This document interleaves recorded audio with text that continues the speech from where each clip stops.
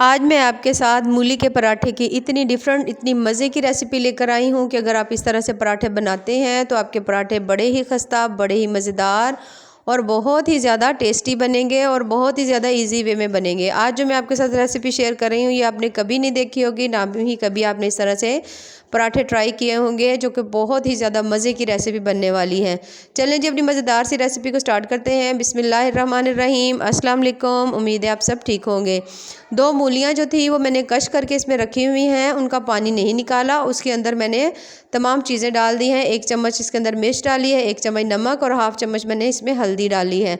डालकर इन तमाम चीज़ों को हमने अच्छी तरह से कर लेना है मिक्स। इस तरह से कर अब हमने इसको रख देना है थोड़ी देर के लिए। 10 से 15 मिनट के बाद जब आप देखेंगे तो मूलियों में काफ़ी ज़्यादा पानी होगा।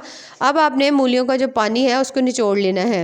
ये देखिए इस तरह से करके आपने इसका तमाम पानी जो है अच्छी तरह से निकाल लेना है। और पानी ये देखिए काफ़ी हद तक बच चुका है, तकरीबन 1 से 1.5 गिलास पानी जो है हमारे पास बच चुका है। और ये जो मूलियां हैं ये हमने साइड में रख ली हैं। अब ये जो पानी बचा हुआ होगा इसके साथ हमने गूंदना है आटा। आटा मेरे पास तकरीबन 4 से 5 रोटियों का है।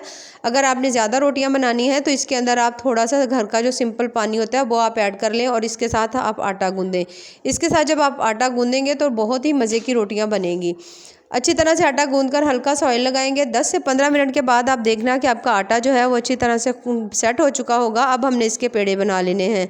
सेम साइज़ के हमने पेड़े बनाने हैं, एक जैसे ही एक ही दफ़ा बनाकर रख लें। अगर आप साथ साथ बनाना चाहें तो आप साथ साथ भी बना सकते हैं। ये देखिए इस तरह से हमने इसके पेड़े बना लेने हैं। तमाम पेड़े इसी तरह से सेट करके हमने रख लेने हैं। अब हमने इनकी फिलिंग तैयार करनी है। फिलिंग में हमने जो पहले जो रखी हुई थे, हमने उसका मूली का मसाला बनाया हुआ था, उसी को हमने इसके अंदर डालना है। ये देखिए 2 पेड़े लेंगे, उनको हल्का सा हमने इस तरह से हाथ से करके इस तरह से फैलाना है। जब छोटी सी ये रोटियां बन जाएं तो इस तरह से इसको हल्का सा प्रेस करेंगे। अब हमने इसके अंदर ये जो मसाला था मूली का कश करके हमने रखी हुई थी, अब हमने इसको इसके अंदर डाल देना है इस तरह से। ये देखें जब अच्छी तरह जितना आप डालना चाहें आप इसमें डाल सकते हैं। इसमें रोटी फटने का कोई डर नहीं होता। ये देखें बस इस तरह से इसकी साइडों को अच्छी तरह मजबूती से अच्छी तरह से इनको बांध लें। ये जिस तरह से मैं कर रही हूँ अच्छी तरह से दबा लें। जब अच्छी तरह तमाम साइडें जो हैं वो सेट हो जाएं तो फिर उसके बाद आप अगर वैसे रोटी बेलना चाहते हैं तो बेल लें, वरना बेलनी की मदद से बेलकर इसको रोटी को अच्छी तरह से फैला लें और उस साइज़ के मुताबिक करके अच्छी तरह से फिर आप इसको पका लें। ये देखिए इस तरह से करके हमने अच्छी तरह से बेलने की मदद से रोटी को हमने बहुत अच्छा सा बेल लेना है। बहुत ज़्यादा इस तरह से आज आपके जो पराठे हैं बनेंगे बहुत ज़्यादा मज़े के बनेंगे और बड़े ही क्रिस्पी बनते हैं पराठे इससे, क्योंकि बिल्कुल ही डिफरेंट है। रोटी हमने बेल ली है जनाब। अब हमने अच्छी तरह से तवे को गर्म कर लेना है। हल्का सा कुकिंग ऑयल हो या घी हो वो हम लगाएंगे इसके ऊपर और हम अपने पराठे इसके ऊपर डाल देंगे। मीडियम से आंच के ऊपर बनाएंगे, बहुत ज़्यादा तेज़ आंच नहीं करेंगे, क्योंकि अगर ज़्यादा भी तेज़ आंच होगी तो आपके पराठे इतने खस्ता नहीं बनेंगे, बल्कि थोड़ा सा जलने का भी डर होता है।